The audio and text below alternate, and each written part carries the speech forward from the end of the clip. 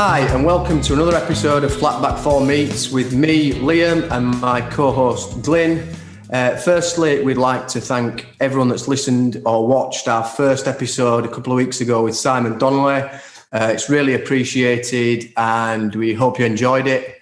Today's guest, belter of a guest, is a man who's played over 600 professional games for clubs including Notts County, Sheffield United, Pompey, Palace, Leeds and QPR.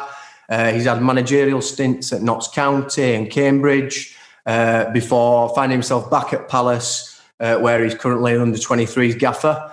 It's our pleasure to introduce the Flatback 4 Meets, Mr. Shaun Derry. Good evening, Shaun. Evening. Good evening. All right, we're good. Thanks for having us. No problem. Good to have you. So I think we just had a quick chat off camera there, Shaun. You've been commentating on Leeds game tonight. Good result. Yeah, cracking result. Yeah, I mean, I'm still at the studios, just literally come off air there. So always impressed with Leeds. I mean, it's such a shame no one's in the stadiums, you know, watching them. Any Leeds United fan must be jumping for hoops at the minute. It's just absolutely fantastic to watch. I mean, don't get me wrong. It's sometimes it's difficult where there's so many gaps on the pitch, but I think it makes for an even better viewing. It's I love watching them. Love covering the Leeds United team. Yeah, I only caught second half tonight, which I think was the better half on it, judging by. I was going to say, yeah, you've done well. First half. Yeah. No, they're looking good, really good. Glyn's a big Leeds fan, aren't you, mate? Yeah. Followed him since I was a little boy. I didn't have a choice really with my old man, so for my sins, but finally coming good by the looks of it.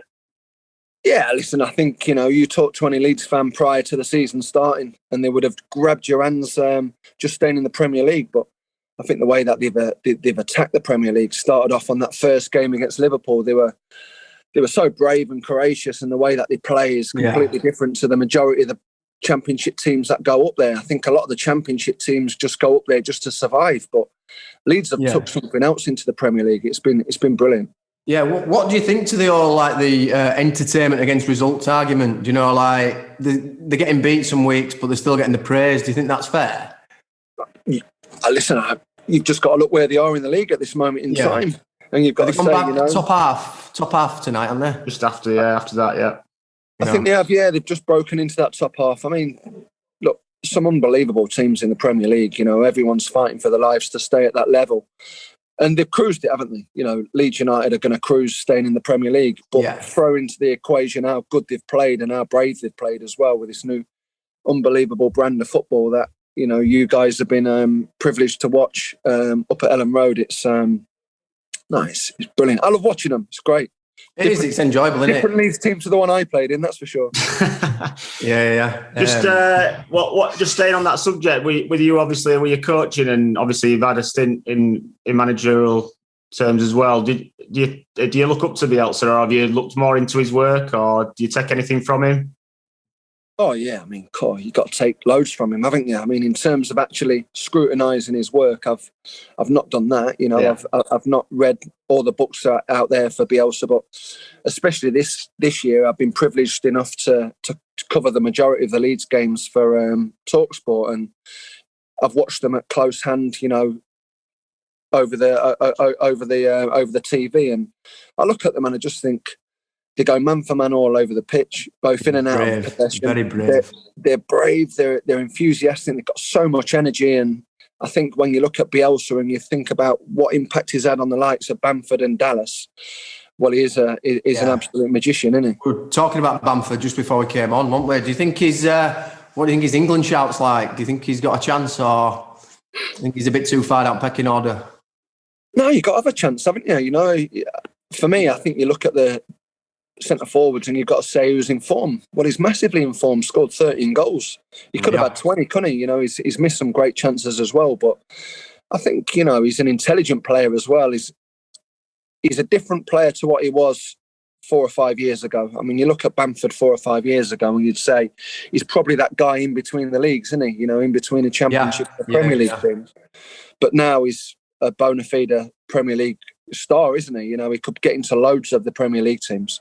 It's one of those where it just fits, isn't it? Where players, he's obviously been here, there, and everywhere, and gone out on loan and tried all these different clubs, and he just looks like he's found his fit now, doesn't it? And with Bielsa, obviously giving him that little bit extra, it's just put him in spotlight now. So. Oh, it's Bielsa's love child, isn't he? You know, he loves him, doesn't he? You know, he's so intelligent as well, isn't he? You know, Patrick Bamford's such an intelligent guy, not just on the football field, but off it.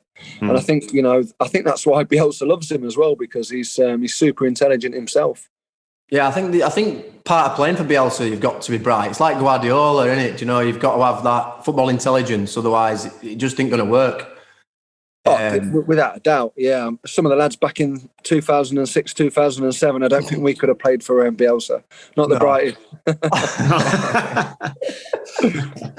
I won't name any, mate. Say again, Shaun, sorry. I won't name any. No, like, you go man for man, it only takes one to mess it up and it all falls apart, doesn't it? It does, and the bravery of going man for man all over the park is that you can nick the ball high up the field, and that's where Leeds are brilliant. The negative of that is that if you get picked off with one or two passes, you can become so disjointed as a team. But thankfully, Leeds, I love watching them, and more often than not, they've come up trumps. So fair play. Yeah. With your coaching, then. Do you have to mirror the first team, or do you get to put your own mark on it at Palace? Well, yeah, I mean, we have to, of course, pay a lot of attention to what the first team are doing. Yeah. And when you've got somebody like Roy Hodgson, who's the gaffer at the football club, you look at the history and the tradition of him as a football manager, and you'd be a fool not to learn off him. Yeah. But at the same time, I am given that kind of autonomy to stake my own little bit of personality on the team as well. And I think just by my previous experiences of being a manager at League One and League Two, and that's where predominantly that's where a lot of our lads go on loan to, in them levels. Yeah. And I know what them levels look like, and I can sell a story. I can tell a story about what's required to go on your first loan or your second loan. Yeah. And I think that helps the players as well. Yeah. Just on like sending players out on loan there, and what you expect them to go into. Can you with a player, have you kind of got that now, or that can you see when somebody's definitely going to make it or go to that next level and play in Palace first team? Well, that's the big decision, isn't it? Some players that you think are going to be ready, and they'll go out there and have a disappointing loan, and then you've got to you've got to look at the loan in terms of what it actually brings the individual. Sometimes a player needs to go and have a disappointment to look and recognise what it looks like in the Football League. Yeah. The trajectory of a football player is not always, it doesn't always carry an ascendancy that just continues to grow. There's so many different levels of finding your feet as a 18, 19, 20-year-old, and the loans are great for them. They are brilliant. You can't replicate that at 23's level. No.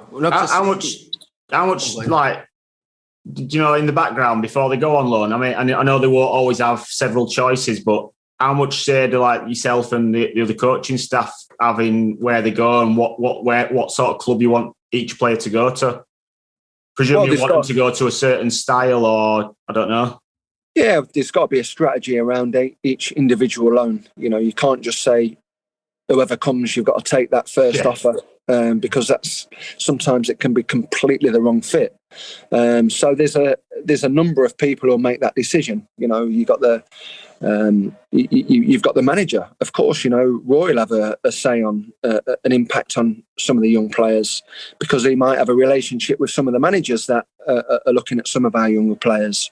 Of course, I'll have to have a say as well, but we've got Mark Bright, who's the head of loans down at Crystal Palace, and he's got a vast amount of experience as well. And the academy manager Gary Izzet, he'll have a big say as well. So there's about 5 or 6 different Dougie Friedman, the director of football here, who's obviously got good football names there, then, isn't there? Yeah, there's a number of. It's not just about one particular person's view, because my view might not be the right view. Yeah, because I think it were a Nicky Butt quote, I think it's a couple of years old now, and it were about if a player's not in and around first team at 21, 22, I might be wrong there with age, but around that age, he says that they ain't got a chance really. But I don't know, do you agree with that? Like you say, with the trajectory, not everything's always smooth sailing, is it?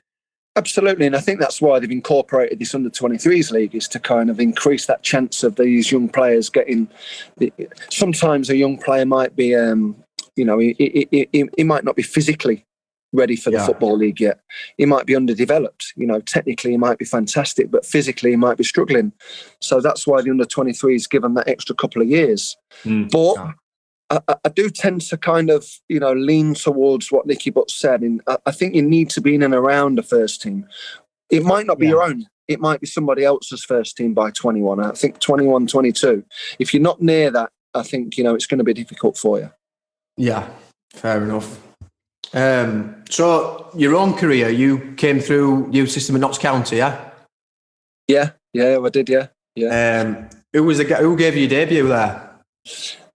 My manager at the time was an older manager. Unfortunately, he's not very well at the minute. A guy called Colin Murphy. Colin Murphy and Steve Thompson were the managers at the time who kind of gave me my debut. I made my debut as a right back. I was a midfielder throughout my career, but by hook or by crook, I got that opportunity. I think there was about 4 or 5. Chris Wilder was the manager. Was the right back at Notts County at the time. Ah, right, yeah. And Chrissy got injured, and I stepped in.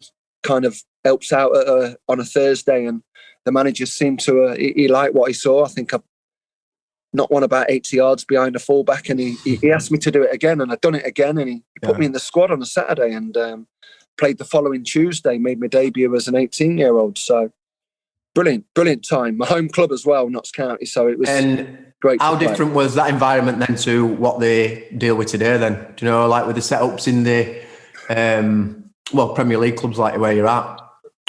Completely different. Chalk and cheese, chalk and cheese. I mean, I wasn't my title was I was a YTS. I was a YTS at Notts County, not a scholar or an apprentice. It was the old-fashioned 2 years. You're working, and it's not just working on the pitch, but you're doing jobs. I remember my first year, Notts County had a new stadium, and at the first and second year YTSs, we had to go and put all the seats in at Meadow Lane. That was our job in the afternoon. You got the money's worth then, yeah? Yeah, I earned my £48.50. How different were it going back there this time?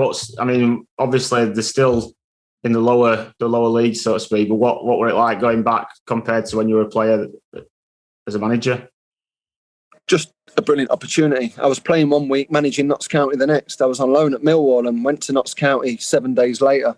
My wife and kids, they gone out to Portugal on holiday, and I didn't tell them I was going for an interview. I went for a quiet interview on the Tuesday, and by the time they come back, I was no longer a player. I was a manager, and my wife was like, "What do you mean you're living in Nottingham? We live in London." But no, I'd gone up there, and it was an opportunity I just couldn't turn down, and thankfully it worked really well. We stayed in League One. We had a great end to the season, and stayed. And it's a shame we're not so at the minute. Not throughout the football league. Was were management something that you fancied then? Like, did you always want to do that from your playing days? It actually struck home when I was injured at Leeds. I was out for about 10 months at Leeds, had a real bad heel problem. Dennis Wise was the manager, and I was out for a long time. And I was coming close to 30 years old, and I thought, could this be it? Could this be the end of my playing days? And then I started to, look at different opportunities of staying in the game. And that's when I took my badges. So I took my badges relatively young and started thinking a little bit more like a coach, but still wanted to play. Thankfully, I got back to playing. But yeah, around about 30, towards the end of my career. Yeah. So just touching on your time at Leeds, how did you find that as a whole? Did you enjoy your time at Leeds? I loved every second of it. Every single second. I was so privileged to go up to Ellen Road in the first place. Yeah. Firstly, I went up there and something happened. I signed my deal and I ended up going back to Palace, but thankfully it kind of materialised 3 or 4 months later. Went there, stayed there for 2.5 years, and just honestly, I loved I loved the city, loved living there. Loved the club. I mean, to play for Leeds United is just. I'd have never played for Leeds United in the Premier League because I weren't good enough. But to play for Leeds United at any level was just dreams come true. Just brilliant club. Just touching on there where you said you were there pretty much and then you had to go back to Palace, is that, I presume that's obviously related to all the well-documented problems Leeds were having around that time, did it? Yeah, I actually signed I signed the forms and I was supposed to sign under Gerald Krasner. And Right. Gerald, he pulled it last minute. And I was the first signing for Ken Bates when he took over. Yeah. So it was a kind of a little bit of a handover. Right. And I ended up going back. I'd spent a couple of months on loan at Forest, Nottingham Forest. But when Leeds come calling, I had to go, and it was brilliant. Kids were born up in Leeds. I got married in Harrogate. It was brilliant time. A bit of a funny story, wasn't they, with your first game? I think I've read pre-match routine. I was in a hotel. You know, me and my partner at the time, Jolene. We couldn't find anywhere to eat. Well, we could have, but it was a bit too expensive in the hotel. So I said to her, "Come on, we'll have a little wander out."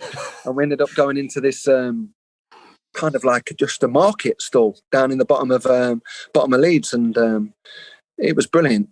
It was back when everyone was like kind of smoking. I think yes, kind of smoking inside. It was like full of like smoke, and I had West Ham about 3 hours later, and you scored, didn't you? Did you score? Scored the winner at Ellen Road, 41,000, and I had beans on toast. I had beans on toast every single pre-match after. I think I only scored twice more, but it was great. Just staying on pre-match routine as well. A bit of another one, a weird one I read. I don't know how true it is. I think it came from Crouch's mouth. Did you make yourself sick before every game? Before every game. Every single game. Where did that come from? Nerves or? I was clearly nervous, but I wasn't a nervous kind of guy. It was obviously something inside me that was, you know, it was a nervous disposition that I had. And it was kind of a fluid that dropped down on my lungs and I needed to just get it out. But it was about 10 minutes to 3. And it was constantly like, and some of the noises that were coming out, Crouchy hated it. He couldn't believe retching. Yeah. I lost all the enamel on my teeth. I had about 14 fillings a year because it was just like battering my mouth. I think I remember me and you being sick before a few games, Kearnsey, but not for the same reasons. Yeah, different reasons. Sunday mornings, I've thrown up a few times before games on a Sunday morning. I think there were one where we both threw up simultaneously on centre spot, weren't there? And we had to delay kickoff. Yeah, I think that's definitely happened before. Back in the day, there were some of the players used to do that. You know, when I was first coming through, some of the lads were chundering on match days as well. I remember 1 or 2 times. we played down at Plymouth, and the night before, normally you'd just go to bed. But the guys who I was rooming with that night, there was 3 of us in a room, and first, Sean Farrell was one of the guys, centre forward. I think he had about 25 fags that night before a game. And Gary Martin down must have took 2 4-packs down there. So Marty was steaming, Farrell was smoking, and I was like an 18-year-old thinking, what is this? Is this what happens? Yeah, this is modern football. Yeah, it's changed a lot, hasn't it, since then? Yeah, for the better. But some of the stories are great. You know, unfortunately, you know, the mobile phones kill. I was just about to say, you can't do anything now, can they? No. You just can't do anything. No, I would hate to be a player now. I really would. Just jumping back to Leeds then, obviously, I presume the highlight, although it didn't end well, was the season when we obviously went to the playoff semis, went away, played Preston. Home leg was 1-1, wasn't it, I think? Went 1-0 down, and was it Eddie Lewis? Free kick, yeah. Yeah. I was reading earlier, I've reminded myself about the game. Obviously, I were at both games, home and away, but just reminding myself about the game. I think after the first leg, did the boys get a bit of inspiration from Preston manager at the time, Billy Davis? I think he'd labelled it job done. Is that right? He did. Yeah, and going over to Preston for the second leg, we didn't really need a team talk. It was already done. Billy had already said his piece in the press, and I think, you know, 1 or 2 of the lads had brought the papers in, and it was in the hotel leading into the game, and no, it spurred us on. It was a great performance, by the way. We played really well that night. thoroughly deserved the 2-0 win, and obviously went to Wembley and absolutely froze, which was gutting. Absolutely gutting. Yeah, I was saying to Liam just before the podcast, how Preston were probably one of the best nights of my life in terms of being a Leeds fan, and then going down to Cardiff, and just didn't see it coming. Just didn't see it coming. I think what happened as well, we had a couple of injuries before the game, and it disjointed us a little bit. Paul Butler, who was the captain at the time, he was not quite fit, Paul, but he was such an inspirational captain that, you know, he got put back in. And I think if you was to ask him now as as an ex-pro, perhaps would he have chosen to play or not? He might have given a different answer. I'm not too sure, but I thought, we perhaps picked the wrong team on the day. But nonetheless, everybody, including myself, it was a real poor performance. I was gutted. Honestly, it took me such a long time to recover from that loss. I never watched the game back. In fact, the other day it was on Sky, the highlights, and my daughter said to me, "Is this you?" Because I'd been long hair at the time. I said, "Yeah, it's me." She went, what are you doing about the penalty? Because I gave a penalty away for the third goal. I'm just devastated. I wasn't going to bring that one up. The game was ended, but I put the nail in the coffin there. It was horrible. It was a horrible game. Yeah. So just after that final, then getting into this following season, obviously, like you just said, it took a while to get over it. I don't know what sort of question this is, but were you guys thinking, right, we go again now, we've got to the playoff final, we've got a chance to progress again? Or were it like that kind of, with everything going on in background at the club still, were it kind of that, what's going to happen now? Have we missed this opportunity? Or what sort of feeling were it in the camp after that? Well, the first year back out, outside the Premier League was one of just sitting mid-table, just kind of getting the feel of the Championship. Finished 14th, I think. It was a lacklustre year. I only got there in March, but towards the end, it was like, okay, well, let's go for it next season. Yeah. But what we had a really good Reading team in the league and a really good Sheffield United team, and we just couldn't get up into them top two spaces. But we took the playoffs. We took that, and we thought we'd go to the Millennium and turn up. We didn't, and then there was a massive hangover. The hangover was huge, and I think because it was such a short turnover between that game and the start of the next season, we actually didn't have time to recover, and then it just erupted. All the financial problems took place inside Ellen Road, and it just ended horribly. Just snowball. Yeah, because you spent most of that, like you touched on earlier, you spent most of that season injured, I think, didn't you? And then by the time we were relegated, I don't think you played in League One, did you? Or no, I didn't. I mean, I got injured away at Stoke. Mamadi Sidibe caught me on my heel, and my heel calcified, and I had 3 or 4 operations on it, and it was just a horrible injury, and it took its toll, and it went into the relegation into League One, and the cloud hanging over the training ground and Ellen Road was just awful. Dennis was in, and, there was a couple of decisions that kind of like went against a few of the players, and it was just horrible. It was a real toxic environment. And I needed to leave. And play back in the Championship. And I didn't want to leave Ellen Road. I sincerely, I didn't. But, there was a decision made above my head, and I had to. And I went to Palace, and it was a good move for me personally. Yeah, was it Warnock that took you back to Palace? Yeah, it took me on loan initially, but I didn't have a callback. The club wouldn't put a callback in, and I went on a 2-month loan. And I thought, why have they not put a callback in? And I got a phone call off Dennis after about 5 weeks saying, "Oh, you got to come back and play." And I went, "Well, there's no callback in the loan." And he went, "No, you got to come back." And I went, "Well, that's a little bit harsh on Palace, because Palace have done the deal for 2 months, and you actually didn't want me at Ellen Road." So I stayed at Palace. I really wanted to go and play again for Leeds. I did. Genuinely, I did. But I was loving my time back at Palace. I'd had a great experience prior to coming up to Leeds anyway. And Neil was brilliant. Neil was great for me. He was a great manager. You must have some Warnock tales. I'm just about to say, can we go digging a bit here now on Warnock? He was the best manager I played under in terms of getting the best out of the players. Everyone knew their jobs, but his team talks were just unbelievable. Well, there's ones on YouTube now that you see that are just like peaceful there, like so good. I remember we lost at home. It was awful. We got battered at home against Scunthorpe. I mean, it was a terrible performance. We lost 4-0. And in the side, there's a little side room, or there used to be in the home dressing room, a little side room where the coaches used to get ready. Yeah. And Neil would kind of like come out, and we'd lost 4-0, so he was battering us. You know, you're shit, this is shit, that's shit, everything. You know, he kind of like going off the radar, and then he'd go back in. But he'd come out and he'd have like a T-shirt missing, so his top would be on. He'd come out and he'd berate the goalkeeper and then go into the centre forward. Then he'd go back into his room, and in the end, he literally come out in just a pair of sluggies. and he was battering us. And in the end, we just laughed. The whole dressing room was just buzzing off Neil.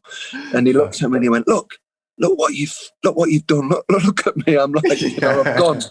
And there were just so many of them stories where, you know, he'd turn up and he'd get the new signing to go and get his bag out of his hotel room. We signed Neil Dans once. We signed big money, well, biggish money. We signed him for about £1 million.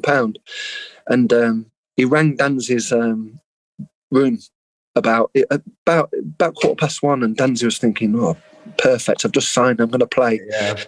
He said, come to my room, son. And as he got to his room, he was waiting with his 2 holdalls, and he went, come put them on the bus for me. Like, completely mugged him off. Yeah, got all of that. Danzy was fuming. Quality. So that like hard figure that everybody sees on these videos that Liam were referring to there, and like you've just said, effing and blinding, has he got another, like, that soft side to him? Brilliant. Absolute.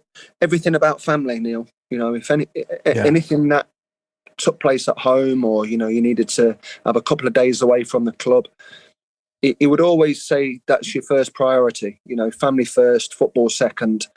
But what happened was, he was so clever with it. When he gave you that time away, you felt like you really had to owe him. You owed him when you come back. Yeah. And he let you know that he'd looked after you. So you felt that you really had to repay him with a performance. And that was just his management. You know, he was a brilliant man manager. Yeah. I mean, I thought a couple of years ago he was done, but he can't seem to let it go, can he?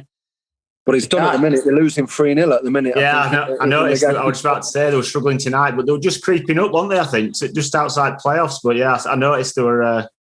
They're on my acca tonight, so obviously they were going to lose. He managed at a few clubs, didn't he? Did Warnock? Yeah, absolutely. Yeah, I mean, he's had so many clubs, hasn't he? He's been fantastic in terms Championship. You know, he openly admits, doesn't he? You know, he loves the Championship and for what it stands for. Yeah. I mean, he was my manager in the Premier League at QPR, and I thought it was a little bit harsh that he got sacked when he did. Yeah. And he would have, I think he'd have kept, I believe he'd have kept us up at QPR, but they sacked him and he left, and he's just been brilliant since, and he's got a couple of.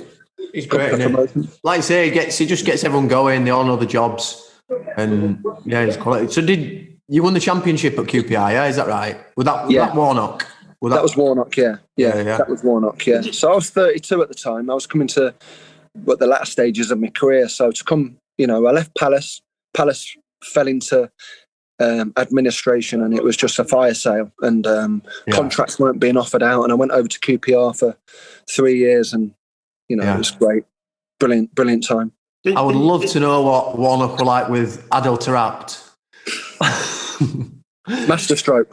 Absolute masterstroke. What he'd done, we had a good 6 or 7 like older leader kind of characters in the group.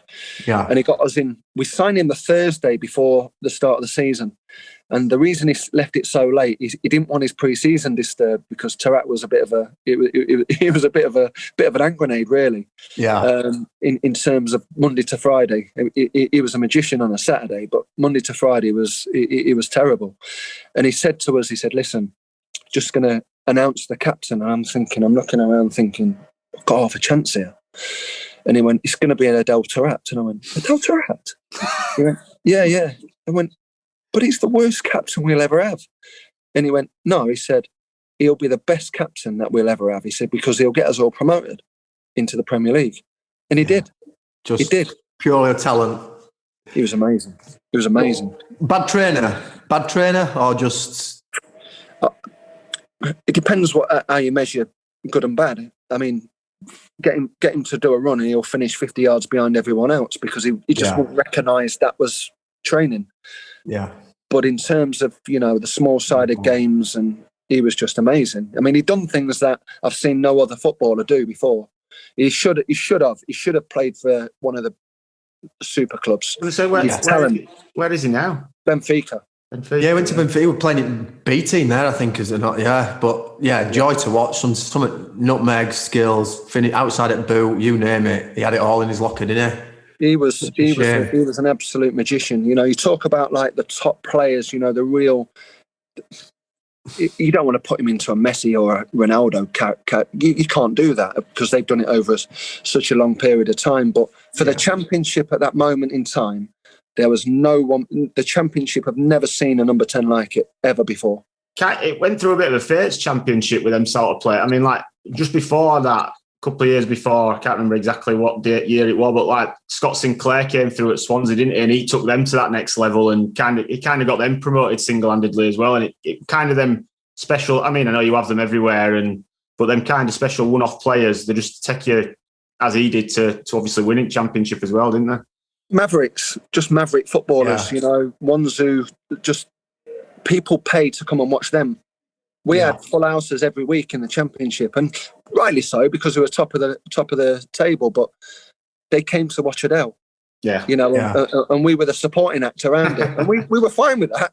I was buzzing because we played in the Premier League at 32. I never thought that was going to be possible. Get the ball and give it to him. Yeah, were it one of them? Oh yeah, only in the opposition's half, not in our half. Well, did you play the two with him in front, or were you next to him?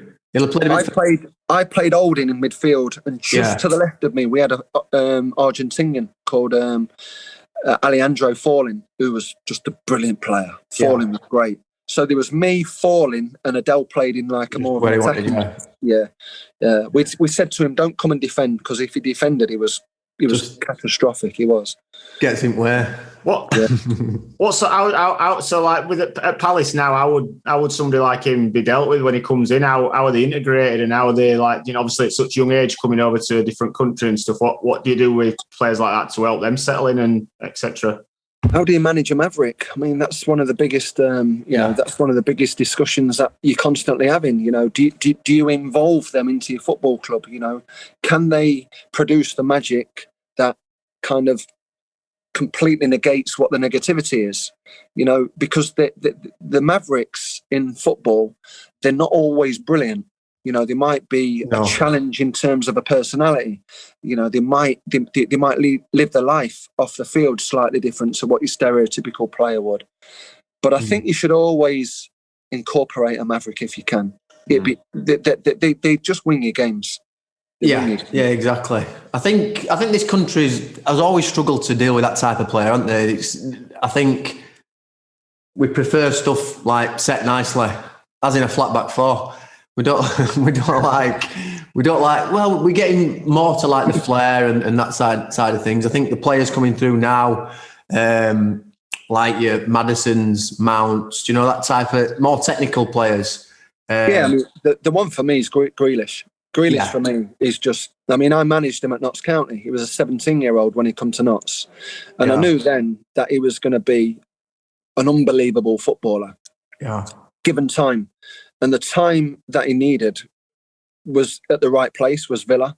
He made his mistakes, albeit in the public eye. We talk about these mobile phones. I made mistakes like that as a young kid, but there was no one taking a photograph or video of me as a 17-year-old. Unfortunately for Jack, he's always been in that limelight. Yeah. But now he's starting to really get his game together, and he's a top. In it, I mean, I think he's brilliant. I love Jack Grealish. Oh, I'd have him in my England team. I think now. I think he's moved up to that level. I think there are a few around that similar type of role that are technically gifted. But yeah, I think he's got to be in with the shout. Come on, if you're not taking him, if Gareth Southgate doesn't take Jack Grealish, he's got to take it for me. I think he starts. Like I know there's names. Well, there's plenty, isn't there? You've got Sancho, you've got Sterling, all these that can play around Kane. But I think, I think Grealish, he just glides past players. Like he has that ability. My favourite as a kid was Gascoigne. I love Gazza. He was he was everything. Just loved him, And I remember coming home from school and watching, Italia 90 and kind of thinking, this is like a superstar, the best I've ever seen. Yeah. My boy Jess, he's 13, and he thinks his superstar's Grealish. Yeah. And he loves him. Everything he's even trying to do his barnet the same as Grealish and have his socks up halfway up his shins, He's like, loves it. them shin pads, what are them shin pads about? They're tiny, aren't they? Not for me, then. Not for me, but if it works for him, fair play. What were he like at Notts County then? Were the people trying to kick lumps out of him, or what we played away. Like? We played away once. We played away against Stevenage, and Graham Wesley, who was, kind of a different type of manager, to put it put it briefly. Grealish played left midfield for me, and I kid you not, he changed his right back 10 times in the whole game. Kick lumps out of Jack. Kick lumps out of turns, yeah. And he just got up, rode it, laughed, smiled, cried at half time. I remember him crying at half time saying, they keep kicking me out. I know, it's because you're brilliant. Because you're brilliant. Yeah, exactly. You're too good. Yeah.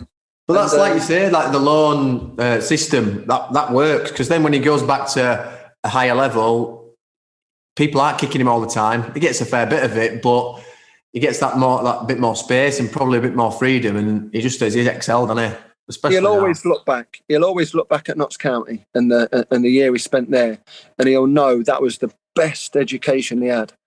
Yeah, to get ready for what he's doing now, because you're right. You don't get kicked in the Premier League like you do at League One. No, and he dealt with it for a year at such a young age, and now he's reaping the rewards. Yeah, I can remember.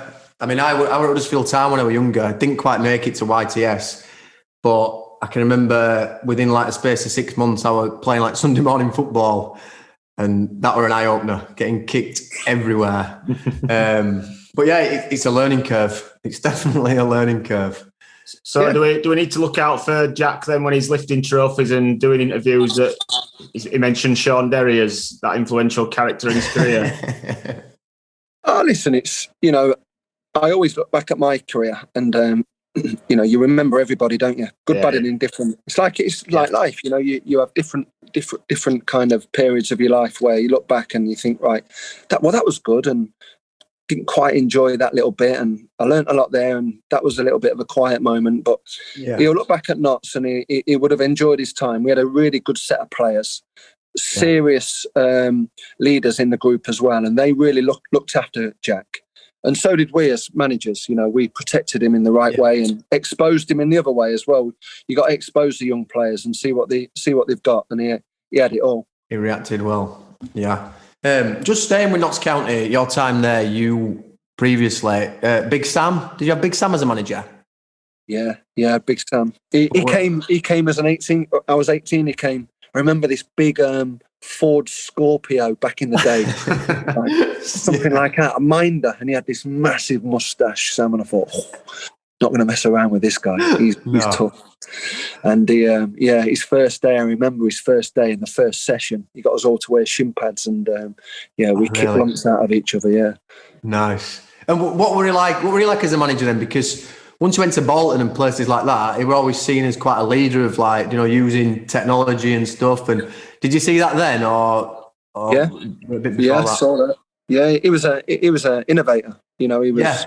He was. I mean, back in the day, we didn't have analysis and everything like that. But what I remember on a Monday, it get us into this really tight room in the stadium, and we had a real small telly in the corner, and he had the video, and he would have the tape, and he'd stop, play. We'd been there for like 2 hours, and he'd scrutinise your performance to the absolute nth degree. And it was the first time I'd ever seen anything like it. It was just. It was brilliant. I mean, we got promoted with Sam. I'd left. I'd gone to Sheffield United in the March or January, I think it was, and the lads had gone on to get promoted, and he was the reason why. He was excellent. Yeah, he went on to do a great job at Bolton, didn't he? I mean, took some great players there as well, didn't he? With Djorkaeff and Kocher, and some. Well, he had Anelka. They had Anelka there at one point as well, wasn't he? With him, I think. Ivan Campo, all that lot. I remember. Can't remember if it was 4-4-2 or something like that, and it were on about him like being innovative and stuff like that. And he were giving tips to like Sunday League managers, and he was saying if you can like cope with the grief, get one of them like Baywatch seats, like a lifeguard seat, put it on the halfway line and watch the game from above. And just thinking, if you see that on a Sunday morning, you're getting some absolute pelters, aren't you? But yeah, that was he were on about, because he always used to sit in the stand, didn't he? Don't watch the game from the stand. He said you just see it in a totally different light. Yeah, but, I don't think that a lifeguard seat, I don't think that had gone down. Can't see Big Sam in his Baywatch pants, can you? I think you'd seen enough with Warnock in his pants, hadn't you? So you don't want to see Big Sam as well. Enough to put anyone off the meal. Warnock in his pants, that's for sure. Well, speaking of pants, no pants, Pulis in his naked headbutts. You didn't see any of that when Pulis were your gaffer, did you? I mean, I look back. I was only on about this the other day. You're kind of looking back, and I think I had about 22 managers, something like that. It was unbelievable. Names. And Redknapp, Pulis, Warnock, Allardyce, Mark Hughes, loads of them, and all of real established managers. And I mean, Pulis. One thing I can remember of Tony, he'd signed me in the March, and I was living in a hotel, lived my life completely wrong. Yeah, I really did. I played for Portsmouth towards the end of I arrived 13 stone 2. I finished the season 14 stone 7. I was just like an absolute mess at the end of the season. And he got me one day and he went, "Look, I bought you for a reason, to get up and down the pitch, and you can't do it." I was only 22, really lived my life wrong. And he made us do the first day of pre-season the next year. We ran 13 miles around the New Forest at Bournemouth, and we ran 13 miles again the next day. We ran a marathon in 2 days, and he ran it every single inch with us as well. He was so fit, Tony Pulis, back in the day. Yeah. Well, look, I was going to ask that because obviously we'll get on to Crouchy, and you knocked about with him a little bit, didn't you, when you were down there? I know. I was wondering how that works with Pulis being gaffer and you living the life a little bit. Did he? Were you aware of it? And well, like you say, he were aware of your not getting up and down the field. Yeah. Were he on your case all the time? Yeah, he was always on my case every day. And I look back at it and I thought, I wish he'd stop having a go at me. But I think he could see that I was not living my life right. I wasn't. I made some key mistakes. It was the first time I'd lived away from home. When I was at Sheffield United, I lived with my mum and dad, and I went back to I went to Portsmouth. Actually, Neil Warnock sold me from Sheffield United. I went down to Portsmouth, signed for Tony Pulis, and we stayed up that year, done really well, but made some big errors in the way I lived my life. And he told me every day, like under no uncertain terms as well. He really abused me. Yeah, but it was the right thing to do, and I could take it. And I needed to listen to it, and he needed and demanded fit players. Otherwise, you couldn't play for him. I mean, problem is with that as well. Liam just touched on it. I think you were quite close to Crouchy down there, and he's 7 stone wet through, regardless of what he does by the looks of it. Crouchy could live on burgers and fries every single day of his life and drink 4 or 5 pints of beer every night and still be that size and still be an unbelievable player. I tried to join him, but like I say, I went from 13 stone 2 to 14 stone 7, and that's not the best diet for a footballer, is it? No. Well, he claimed on his podcast that he invented "Come Down With Me" with you and Courtney Pitt. Courtney, yeah. We lived on this marina place called Port Solent, beautiful place, and Crouchy lived at the bottom end, I lived at the top, and then there was some townhouses to the left, and it was all separated by a marina, with all the boats in it.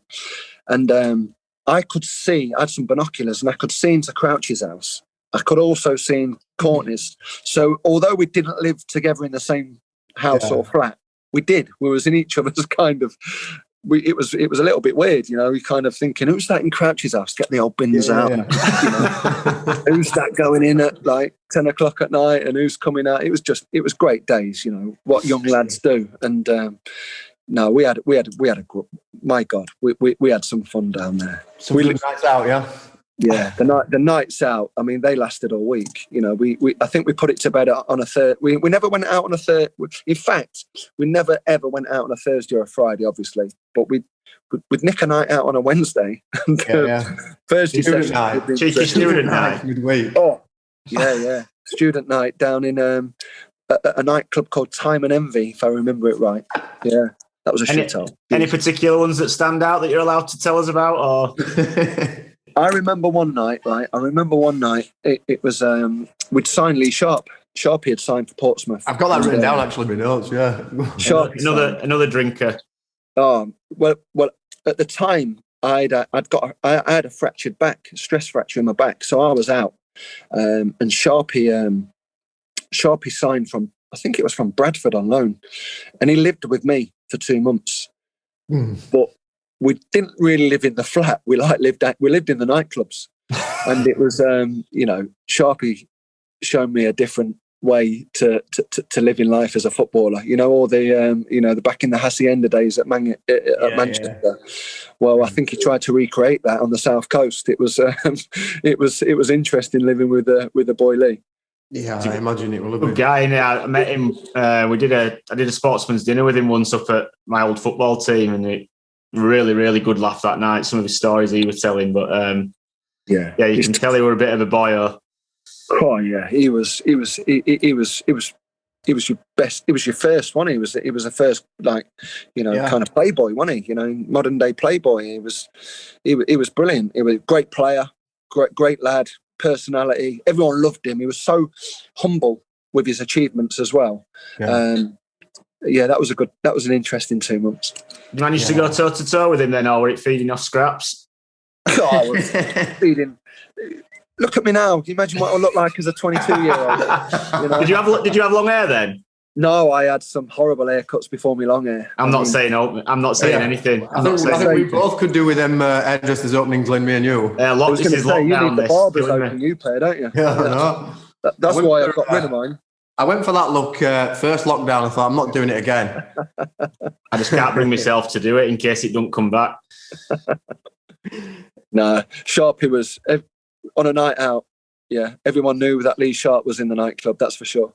That's what you wanted it. What about Crouchy then? Did you manage to see any early glimpses at Robot or any variations of that before?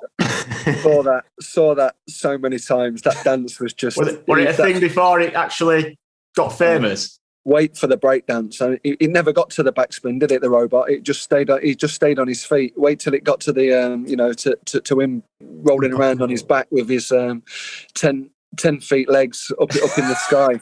Knocking everyone's drink over. It was it was funny. Well, Lee Sharp had the moves, didn't he? I remember them celebrations he used to do. He had some good moves in Sharper. He did, yeah. He just didn't score goals at Portsmouth, so we never really saw it. All I can imagine with Crouch in a nightclub is them things that you see outside, like car garages with wind blowing them.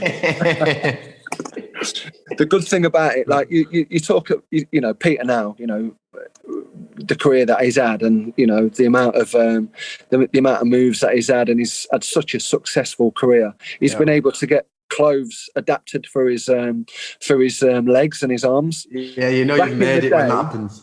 Back in the day when he didn't have these tailor-made clothes, he looked pretty funny in a pair of jeans. That's for sure. Quality, good stuff. We know you're pushed for a little bit of time, Shaun, so we like to finish with your flat back four. So we're looking for obviously a left back, a right back, and two centre halves from your time playing, and just a little bit why you've selected them really. So I don't know if you want to start left back. Yeah, I'm going to start with a guy called Wayne Quinn. He was a player with me at Sheffield United, and he ended up going to Newcastle and West Ham, and sadly retiring at 27. But you know, when you talk about people like Lee Sharp, you know, you talk about Lee Sharp, and people will go, "What a great left foot!" Like, I think left footers look they look like artists. Nice. Yeah, you know, a good left foot beats a good right foot for me. And but Wayne Quinn had a proper left foot. His service was incredible. He could literally feed it into a number 9, feed it down a channel, whip it into a midfielder. He'd get to the byline, he'd put the picturesque crosses in. Yeah. And he was like a top lad as well. He was like funny guy off the pitch. And he retired at 27. His knees gave up on him. Oh, he's living down in Cornwall at the minute, down by the sea. Not a recluse, but he's just having a quiet life. So Wayne would be my left back. He would definitely sit with a number 3 on his back. Right, okay, that's a solid choice. Right back, who we're going with? Going to go with Steve Finnen. Finnen joined Notts County probably 6 months after I'd made my debut, and lived with me and my mum and dad and my brothers for 6 months. Lived with us at home. So big friend of mine, Steve, and went to Fulham and was exceptional, and signed for Liverpool and was even better. You know, he was just, I think when Steve played at right back, to tell you how good he was, you know, Gary Neville was winning championships for Man United, but Steve would get in the team of the year. You know, he was that he was that good. Yeah, I always remember him being very, very solid. Yeah, he was 8.5 out of 10 every single game, and that's what you want from your fullbacks, isn't it? Yeah, exactly. He'd play now. He'd be a modern day fullback now. You know, he'd still play, you know, up and down that wing. Great engine, good delivery into the box. Yeah, super. So we've got one of your centre halves. Doesn't matter right or left side. It doesn't really matter. Who have we got? I'm going to go for Clint Hill. Yeah, as a left sided centre half.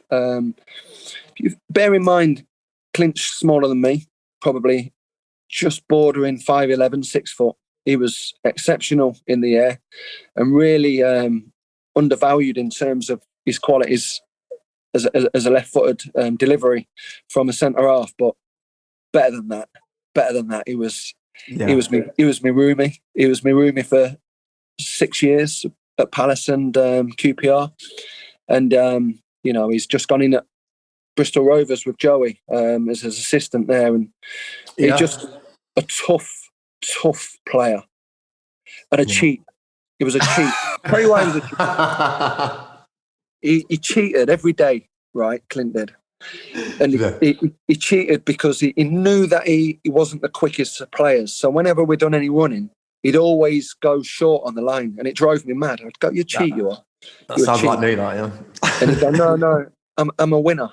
He always used to win the races, even though he'd go like short on the line. But in his head, he was wide up to win. Winner. Yeah. And he'd do anything to win. I always thought he were a lot taller than that. I was just going to say that as well, yeah. I had him down as taller. As soon as you said his name, the thing that came into my head were like big centre half. I always, obviously I've watched him loads of times against Leeds as well, but I thought he were a lot bigger than that.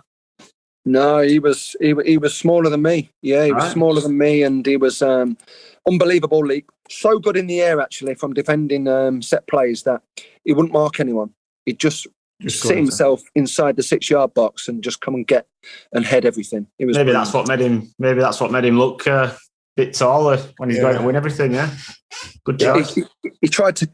Older he got as well, he was going a little bit thin on top. Remind him of that every day, and he tried to he had a little Tintin. Probably made him a little bit bigger than what he was. So yeah, final part. Who's your other centre half, Shaun? Oh dear, a real tough one. A real tough one. This. I'm going to go for like a little bit of a hybrid centre half on this one. Okay. One who could sit in at centre half but also play at left back. Kind of didn't know whether to put him as left back or as at centre half. It's a little bit disjointed, my back four, because I've got 3 left footers in there. But this particular player is sadly no longer with us. It's just in Edinburgh, the old Leyton Orient manager. Justin was a teammate of mine down at Portsmouth and became one of my closest pals, really. And and he was such a good player. Played for Spurs for 10 years before he come to Portsmouth. Yeah. And he played with some seriously good players. And he played nearly every week. And he was just, he just knew football inside out. And he knew the dark arts. He knew his deficiencies in terms of perhaps a little bit of lack of pace, but physically he would always match your centre half or the winger. And he would always talk you through a game. Yeah. And I think when you've got centre halves who can pass on information like that, Clint was the same, but Clint and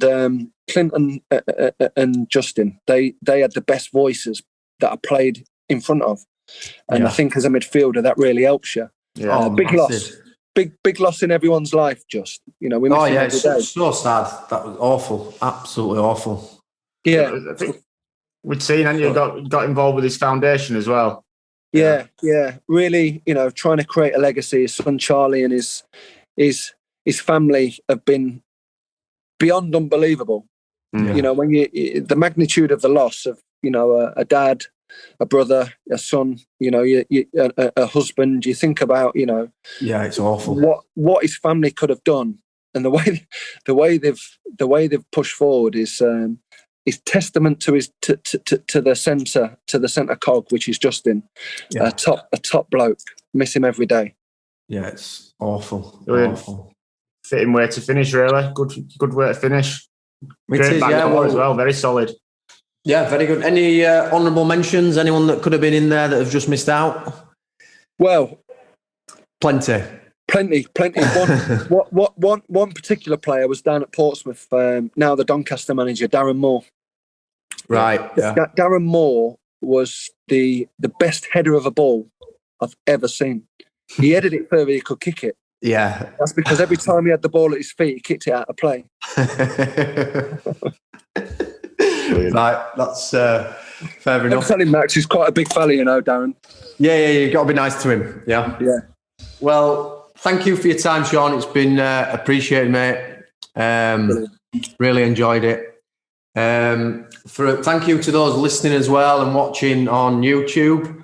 If you could go check out what we do on social media, that'd be appreciated. We're on Twitter, Flatback4, with the second A being a 4, rather cleverly, we thought. We're on Instagram at Flatback4, and we are on Facebook at Flatback4 Clothing. If you do catch us on YouTube, it's Flatback4 Meets. If you could subscribe, that'd be perfect. Follow us on Spotify, Apple Podcasts, all the places. That'd be appreciated. And we'll be back in a couple of weeks with another guest. So until then, thanks, Shaun, again. And brilliant. Cheers, everybody. Guys. See you later. Thanks a lot.